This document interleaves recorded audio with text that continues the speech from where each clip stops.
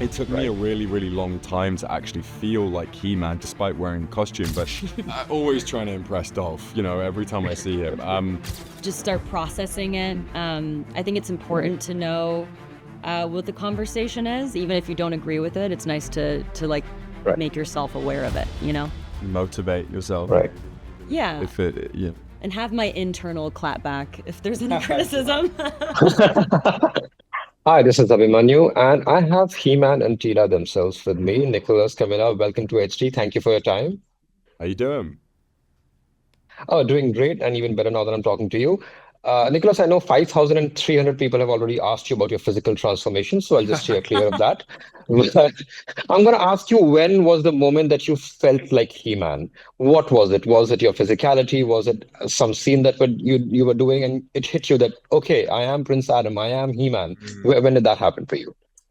Yeah, I mean, it's a tricky thing, and I'm sure Cami would agree with me. We were in pre-production training for a really, really long time, but you're trying these costumes on all throughout pre-production, and for most of this time, you don't feel like the character because you haven't fully transformed yet, and so it took me a Right. really, really long time to actually feel like He-Man despite wearing the costume, but I really think it was that first day on set. I had the costume on, I had the tan, my hair was done, and this is a character in a film that Travis Knight, our director, and Jason and Todd, our producers, they've been with a really, really long time, and so I think it was really like seeing other people's reaction to me as He-Man that solidified it really. Uh, Camilla, what I love about Tila is that she's timeless because that's what you need in an action hero in a fantasy. But as time progresses, you need to modernize her as well. How did you balance that? I mean, I think I balanced it by giving her a bit more, which Travis did so beautifully in the script, giving her a bit more emotional depth and a bit of like a dry sense of humor.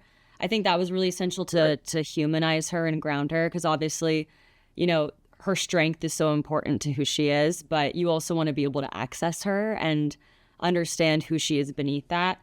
And that's why I think, the beginning of the film having this, origin story, being able to see Adam and Tila as kids, I think really helps establish who they really are at their core. Nicholas, what was it like having Dolph on set and sort of being in a scene with him? Because was it like trying to impress him, were you nervous? Were you intimidated? What was that like? Always trying to impress Dolph, every time I see him.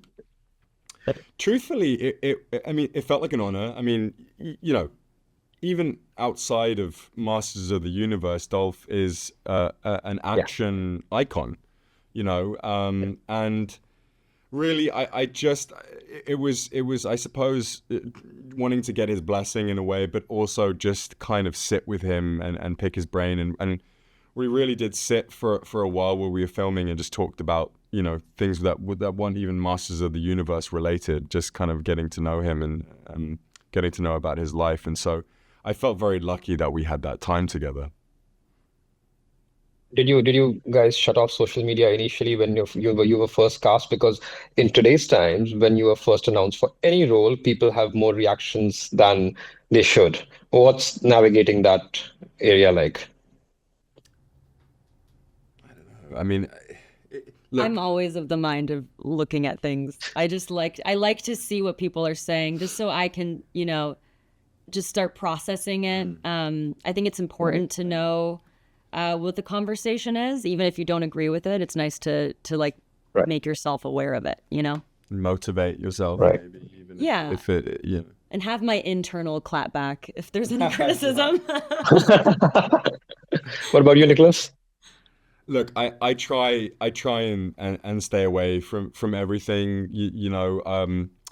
I just Right. know what I had to do at the end of the day. I know that Travis trusted me, our producers trusted me, Mattel trusted me, Amazon trusted me. They cast the guy who was not in He-Man shape just yet, but they believed Right. that I embodied his essence and his soul. And so for me, it was figuring that part out. It was one of these things really that when I read it, initially, I just knew that I could play this guy, and I really understood him. And then, the rest kind of follows. And Yeah, we were you've very done great. lucky to attend this world premiere the other day, and I think just seeing, the fruits of our labor being reacted to by these people with this huge audience. I mean, it puts all of those seeds of doubt to rest, which certainly feels very vindicating. At one point, you just have to let the work speak for itself. Yeah, exactly.